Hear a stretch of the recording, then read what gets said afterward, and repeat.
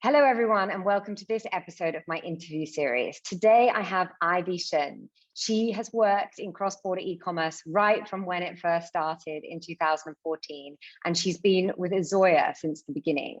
She's worked with international retailers and brands on their cross-border marketing strategy and commercial execution. So I'm really excited to have Ivy here today. She's a wealth of knowledge on cross-border e-commerce into China. Thank you so much for joining me, Ivy. Yeah, hello, Alice. Thanks for a lot for having me as well. It's a big pleasure. No worries. So I think the first question is, as you've been there are very few people that have been in cross-border e-commerce since the very beginning. So what, I guess, are some of the biggest surprises that you've seen with the development of cross-border e-commerce, and also where do you think it's headed? Yes, I think we started like even before Tmall went Kaola, and then so we see like I would say the biggest surprise is how rapidly the market has been evolving and changing, because that also related to which client and which retail and brands that we work with, and in what kind of way, what kind of solution. For example, on the market player side, definitely there are more and more players like marketplaces, sales channels, also like social commerce are going into the markets. And so it's a lot of platforms that are doing cross-border nowadays. And then also on the market demand side, from the consumer point of view, in the very beginning, it's really much about mom and baby. This is how it started. And then it gradually evolved to like nutrition products from Australia and from Europe, and then to the beauty, such a big boom on the beauty area side.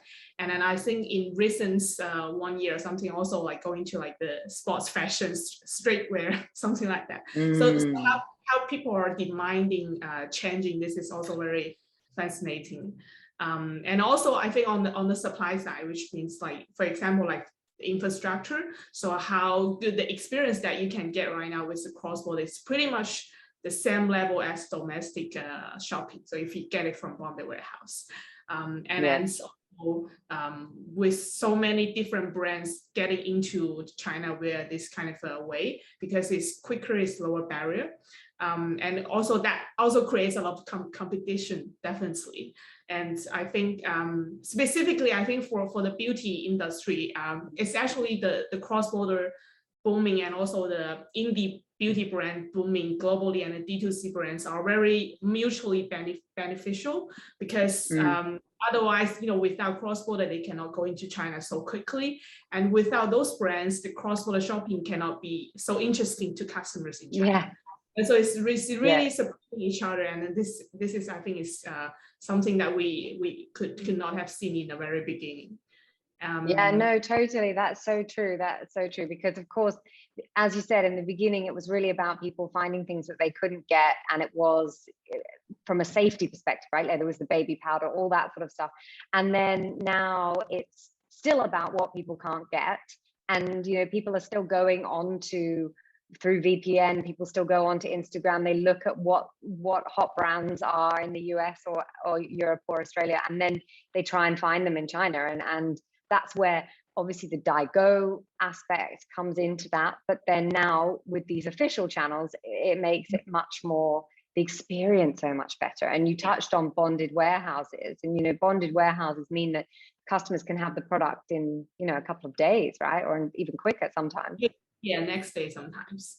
And then so that's why I think it's going to be like getting more and more sort of normal. So as just a normal shopping. So the line between cross-border and non-cross-border will become very big. So people just going after what they are buying, and instead of saying that, oh, this is just specifically for cross-border or not. And then so it will be within people's like daily life. And then I think also the government policy will be getting like also continue to be supportive, because in China, the exporting volume is just so big, but it's not like really the best case for the country. And so they also want to get more on the importing side. And then this is a good one of the good ways for them to support that. So in this case, so that I think there will be more brands, even more brands to go into China with these channels. And very like realistically, like I think there could be smaller, like lower percentage of brand that will really get to be successful because the competition and everything. Yeah, absolutely, absolutely. And I think that's something, you know, obviously we've seen the rise of C beauty in the last 2 years. There's massive, especially in color cosmetics, but also in skincare and some other categories. So how do you feel that, what's the situation, do you feel, for international brands now? You know, like Azoya, you work with Feel Unique, you work with lots of different individual brands. So how do you feel a new international brand coming in now, where's the opportunity for them? I think from our side, because we work with like both brands and multi-brand retailers, so we have eyes on this very big range of brands and products. And we still think there are very high demand for international brands from the China consumer side, especially, for example, on high-end skincare brands, the fragrance perfume, and also like something like the inner beauty brand, etc. So typically the brands or category that's require you to have very unique or strong capability on the functional value. So for example, how you develop these products, the technology of the manufacturer, this actually takes like not, you know, more than a decade to develop that. This is not something that you can catch up just within 5 years. And then also, if you have a strong emotional value, which means like, for example, the perfume category is very typical one. So people, a lot of them, they're buying on the story, they're buying on the contents and the emotional things that's the brand is expressing, instead of, you know, just the function of their products. So I think these two sides, because it takes very long time for a brand to really understand and develop, and, you know, also related to the infrastructure, etc. So the international brands still are very, I think, are more like stronger on this point. And for those category, that's like I mentioned, that they are customer is still looking for a lot of international brands. But on, I think the C beauty brands, they are kind of it doesn't mean like Chinese consumer, they just want China brands. So it's not about like China, but in a deeper level, if we think about it, I think there's two indications. The first one is customer in China, they are taking more like weights on the emotional value when they consider buying something. So the Chinese brands, they are like the contents marketing around they're doing is they express a lot of emotional value, which is related to, you know, to love the country, a lot of that kind of Chinese culture, that kind of thing. But actually, customer, they really think that the emotional value that they're expressing are we think align with the one that customer they want. So which means actually for international brands, it's also very important, even in the very early stage, to sort of promote the brand's emotional value, like the brand culture, those kind of things to consumer. And I think that will be, for them, there will be suitable customer that they're really buying that idea. And then on the other side is also the Chinese brands are very Chinese consumer central. So the product they develop, the packagings, the messages are very just for Chinese consumers. And then also they are very more flexible on the manufacturer or on the new product development sides. And I think this is also like indicating for international brands that's you should have this level of like focus, and also have this level of flexibility on the product side. So it's not about having all your catalogs, you know, in the West, or take that to China, but it's sometimes you have to be more China-ized. No, totally. And I think there's so many things in that, but the couple of things that stand out are this idea, it's gone a sort of full circle. So for about 10 to 5 to 10 years ago, international brands were really talking about their heritage in China. They were all pushing heritage. And these are bigger brands, right? Like these are the Chanel's, the L'Oreal's. They're really talking about their heritage. And that gave them a good foundation. But then the Chinese consumer was really into the efficacy part and the effectiveness. So then the science part really kicked in.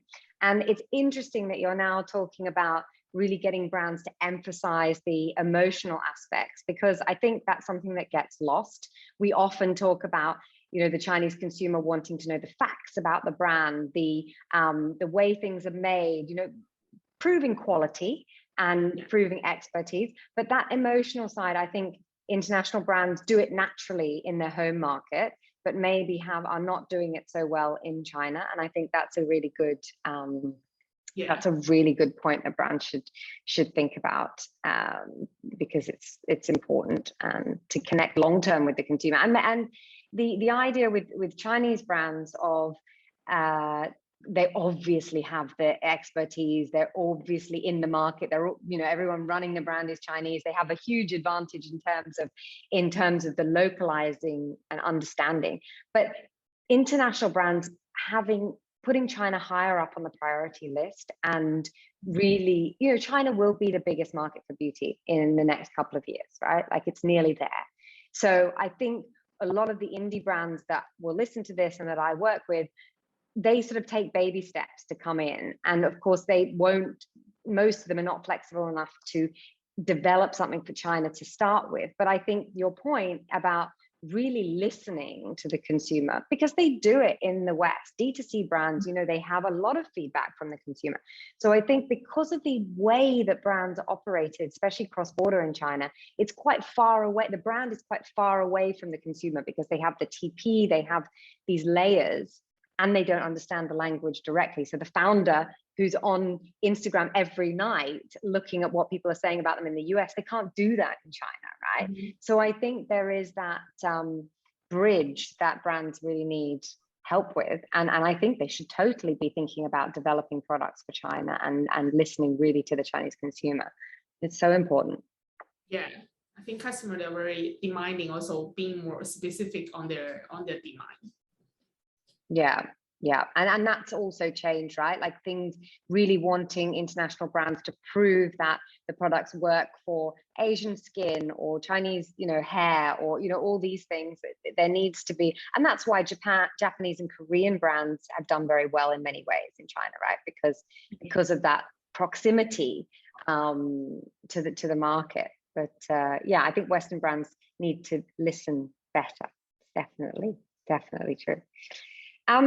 Another thing that's a really big part of it, obviously, when beauty brands come in for cross-border e-commerce, the majority of brands will go on Tmall Global. That's been the sort of route to market. But things are shaking up a little bit there. Douyin with their e-commerce, and of course, there are lots of other channels, and private traffic is something that's getting a lot more attention now. How do you see the development of cross-border e-commerce in terms of platforms? I think it's really expanding. For example, in this year, Douyin launched the cross-border, and Kuaishou also launched cross-border. And then I know like VIP.com, they used to just do like the buy and sell model, but right now they also open for the brands to do the pop model, like marketplace model. And then recently, we are also talking with Meituan. They actually already opened on the Meituan on the nutrition, on the OTC part, like on the medicine parts. They already started to cross border, and they want to expand that. So Meituan is not a typical like e-commerce platform. It's for the daily life, and then so you can see this is like immersing to a lot of different places, the cross-border shopping. And then so customer, where they shop, also like shifting from Alibaba to multiple platforms. And I think this will continue on this way. And then in generally, like in the whole e-commerce, like if we just not look at a cross-border, but in generally, the WeChat is definitely taking like one of the biggest momentum on the private traffic side to attract consumer, and also for the brands. Because I think I think for the brands, there are like a lot of benefits if they do the private traffic. It's their own customers. So for example, we see much higher engagement and conversion rates on the WeChat side, like on the private traffic side. For example, within the one-to-one communication or within the WeChat groups. Sometimes it's even like 10 times higher than if we just send out the text messages. For example, we want to get people to shop on the campaign. And then also the brands, I think especially for a lot of D2C brands, it's very important that they can accumulate a lot of digital assets so that you cannot get from the third-party platforms, especially on the consumer side. And then this is really what they're doing in their home country, right? And also, I think for the big brands, it's the same because they have customer shopping on multiple channels, and then but on WeChat they can get the most data, and then so you can be more personalized on WeChat. You can be more intelligent operating on WeChat. So the data things I think is very, very important. And then also I think for on the WeChat side, one of the points is on the marketing side is how the brand can influence customers. For example, we see like within the WeChat group, which is typically 200 to 500 people, and then the other consumers, especially the active group consumers, they are bring a lot of positive value to the brands. And then this is really, if we look at like how the marketing changing over a long time. So starting from the advertisement, which is one-way communication, and then going to the social media, that's the brand can get like interaction with consumers, but also still more official direction. So from a brand perspective, then going to the influencer, like the KOL, which is like another people talking about your brand to the consumer, and customer, they're also really buying that because customer, they want something which is more authentic, not from you that you are selling the products. And going to the KOC, and it's also going to more authentic. And I think right now the WeChat small community, each WeChat group is really the most authentic ways, because it's small community, so you tend to have more intimacy with the people in that group, and then so you listen to what they said, and then you take value on their words. So it's more like very, very authentic way to influence the brand's customers on that side, I think. Yeah, and now that they've brought down the walled gardens, it's much easier to get traffic in between the different platforms, right? Because WeChat was always a good place for brands, but it tended to be quite a lot of CRM, way to discuss with customers, but it had a limit because of the way that it's not an open platform. It wasn't an open platform. And now that you can link out and link back in, and I think that's going to really, I think probably WeChat is the biggest winner out of the walled gardens coming down. I don't know what you think, but yeah, probably. But I think because private traffic, at least for now, is not for like any new brand that you just in your first step in China, because it needs to have your established customer, and then you convert them into that community. Because otherwise, if you get new customer on WeChat, it's higher cost than on other channels. And then so I think the brand need to look at which state are they in to decide if they should start to go with the private traffic. But for big brands, it definitely should be going to their strategy level. Yeah, absolutely. I think there are ways to use it for smaller brands, but as you said, the easiest way is to get the customers in first and then convert them. Yeah, absolutely. So on that, what are some key trends in the beauty space that you feel you feel brands should really take note of?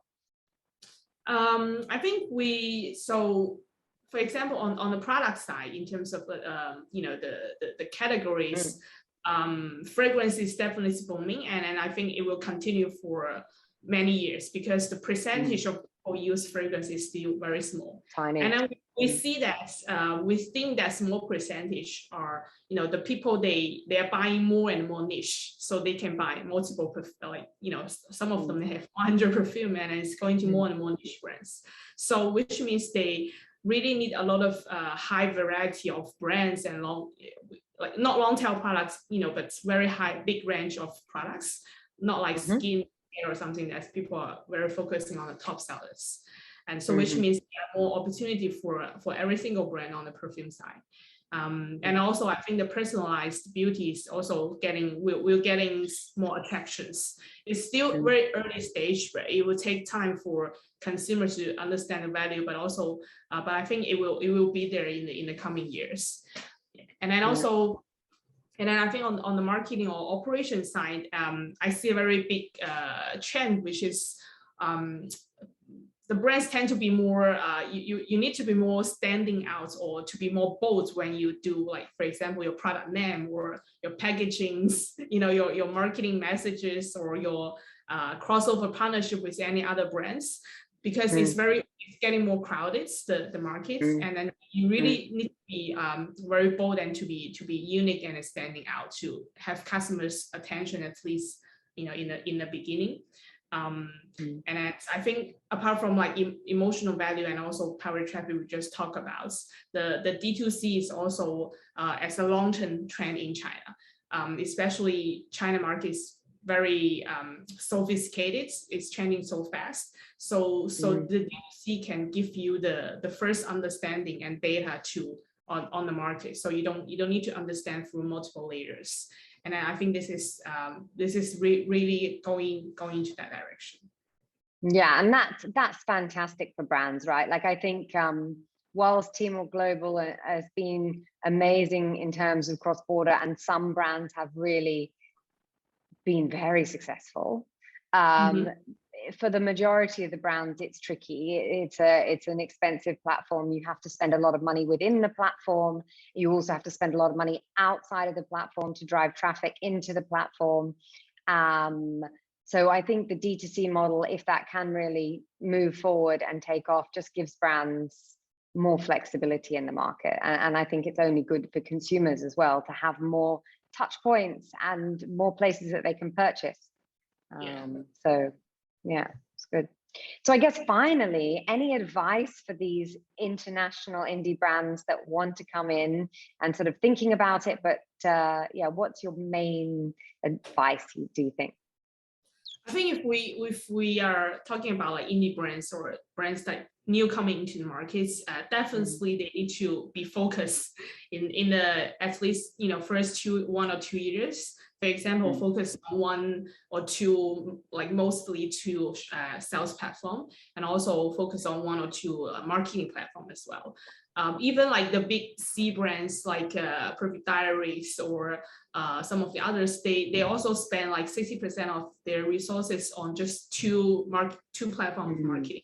So you don't want to spread your bullets out to many places that you don't get really a lot of attention. And then so when you think about which sales platform, I think for a lot of indie beauty brands, they want to do it like in an effective way.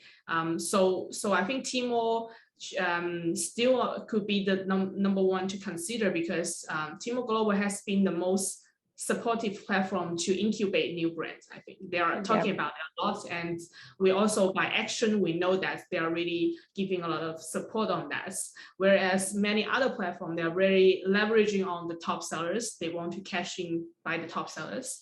So Tmall Global could be the number 1 consideration.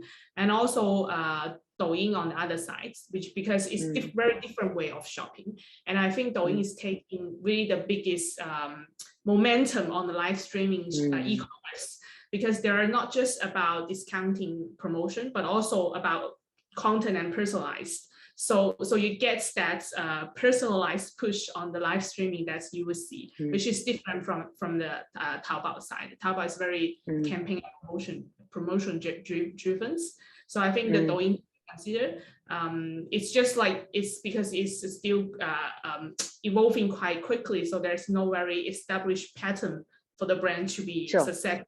So you have to there would be some risk if you go down that road. Yeah. Test and try. Yeah, I think eventually we also talk about it's like I think it's the mindset of the brand that they should have is very, very important. So they should be like determined for the China markets. They should be flexible and adaptive because it's such difference. You cannot just duplicate the things that you've done in the home country. And also to be more patient when you know on the sales side, on on the investment sides, to don't expect have a very, very quick results very quickly. Yeah, no, I think they're all really good pieces of advice, and I think the patience, but at the same time you need to be able to move fast.